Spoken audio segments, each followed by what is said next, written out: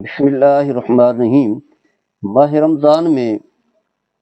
قرہ حضرات نماز تراویح پڑھاتے ہیں تو اس میں بسا اوقات بھول بھی جاتے ہیں، انسان بھول جاتا ہے، اور جب انسان بھول جائے تو اللہ تبارک و تعالیٰ معاف کر دیتا ہے۔ تو دوسری رکعت میں بیٹھنا جسے قعدہ اخیرہ کہا جاتا ہے، یہ فرض ہے۔ اگر امام غلطی سے کھڑا ہو گیا نماز تراویح میں تو اس کے بعد جو ہے اس نے تیسری رکعت بھی پڑھ لی ہے، یعنی کھڑا ہو گیا ہے، جب تک کہ تیسری رکعت کا سجدہ نہ کرے، واپس آ جائے، واپس آنے کے بعد جو ہے پھر سجدہ سہو کر لے گا، اس کی نماز جو ہے نماز تراویح درست ہو جائے گی، اور جو اس نے قرآن پڑھا وہ بھی مکمل ہو گیا۔ لیکن اگر تیسری رکعت کا سجدہ کر چکا ہے تو اسے چاہے تیسری رکعت بھی پڑھے اور چوتھی رکعت بھی پڑھے، اب یہ نماز جو ہے نفلی ہو جائے گی۔ نماز تراویح اس نے دوبارہ وہ رکعتیں پڑھنی ہیں، اور قرآن کا حصہ بھی وہ پڑھنا ہے، چاہے وہ پہلی ان 4 رکعتوں میں پڑھ بھی چکا ہے تب بھی جو ہے وہ دوبارہ پڑھے گا۔ ہاں، اگر دوسری رکعت میں بیٹھ گیا تھا، بیٹھنے کے بعد پھر کھڑا ہو گیا، تیسری رکعت بھی پڑھ لی، چوتھی بھی پڑھ لی، تو آخر میں اب سجدہ سہو کر لیتا ہے، تو یہ چاروں رکعتیں جو ہیں یہ نماز تراویح ہوگی، اور جو قرآن پڑھا گیا وہ بھی درست ہو جائے گا۔ اس بات کا خیال رکھنا ہے، ائمہ جو ہے اس طرح بھول جاتے ہیں۔ اس کے علاوہ جو ہے سجدہ تلاوت ہے، اگر قاری صاحب نے جو ہے سجدہ تلاوت والی وہ حصہ جو ہے پڑھا ہے، اور اس نے جو ہے آگے بھی پڑھتا رہا، اسے پتہ ہی نہیں چلا کہ یہاں تو میں نے سجدہ تلاوت کرنا ہے، اگر تو 3 آیات تک یاد آتے ہی جو ہے وہ رکوع کی طرف چلا گیا ہے، نیت کر لی، تو اب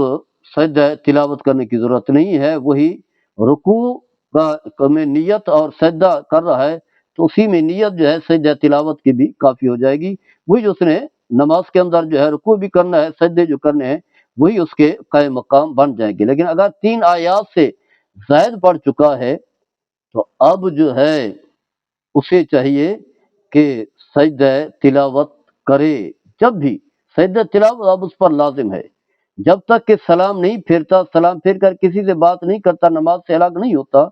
اسے چاہیے کہ سجدہ تلاوت کرے، سجدہ تلاوت کرنے کے بعد پھر سجدہ سہو بھی کرے گا، دونوں چیزیں جو ہے کرنی پڑے گی۔ بس اوقات جو ہے امام گھبرا جاتے ہیں کہ اب جو ہے میں سجدہ تلاوت کروں گا تو لوگوں کو تو پتہ ہی نہیں ہے، بتا بھی نہیں چکا، یعنی جو ہے وہ بعد میں سجدہ تلاوت کرے گا، لوگوں تو پتہ ہی نہیں ہے، لوگ تو پریشان ہو جائیں گے۔ اگر وہ نہیں کرتا یا غلط فہمی کی وجہ سے یا ویسے ہی نہیں کرتا تو اب جو ہے اس پر سجدہ تلاوت لازم نہیں ہے۔ سجدہ تلاوت جو ہے جو نماز میں لازم ہو وہ نماز میں ادا کرنا ہے، لہذا اب اسے چاہیے کہ توبہ کرے اللہ کی بارگاہ میں، توبہ اور استغفار کرے، اور آخر میں سجدہ سہو بھی لازم ہے، سجدہ تلاوت چھوڑنے کی وجہ سے سجدہ سہو بھی لازم ہوگا، تو اللہ کی بارگاہ میں جو ہے وہ توبہ کریں گے۔ ہاں، اگر جو ہے ویسے ہی بیٹھا ہوا نماز سے ہٹ کر کے سجدہ تلاوت جو ہے وہ آیت تلاوت پڑھتا ہے، آیت سجدہ پڑھتا ہے، سجدہ تلاوت نہیں کرتا، تو جب بھی دل کرے سجدہ تلاوت کر سکتا ہے، 1 دن بعد، 1 مہینے بعد، 1 سال بعد، 10 سال بعد، وہ لازم ہے، جب بھی ادا کرنا چاہے وہ کرے گا۔ لیکن جو ماہ رمضان میں سجدہ تلاوت لازم ہوتا ہے نماز کی حالت میں تو نماز میں ہی، یعنی ماہ رمضان سے مراد نماز کی حالت میں، تو نماز میں ہی ادا کرے گا، ورنہ جو ہے اس پر اس کی کوئی قضا نہیں ہے اور اس کا کوئی قائم مقام نہیں ہے۔ اگر آیت سجدہ سے پہلے سجدہ تلاوت کر لیتا ہے تو پھر اس پر جو ہے سجدہ سہو جو ہے وہ لازم آئے گا، کیونکہ اس نے جو ہے ترک واجب کیا ہے، جو اس کا مقام تھا اس مقام پر اس نے سجدہ تلاوت نہیں کیا، جس کی وجہ سے جو ہے ترک واجب لازم آئے گا۔ نماز کے اندر جب واجب چھوٹتا ہے تو سجدہ سہو جو ہے وہ لازم آتا ہے۔ تو ائمہ کو چاہیے اس حوالے سے، خاص کر کہ جو نماز تراویح پڑھا رہے ہیں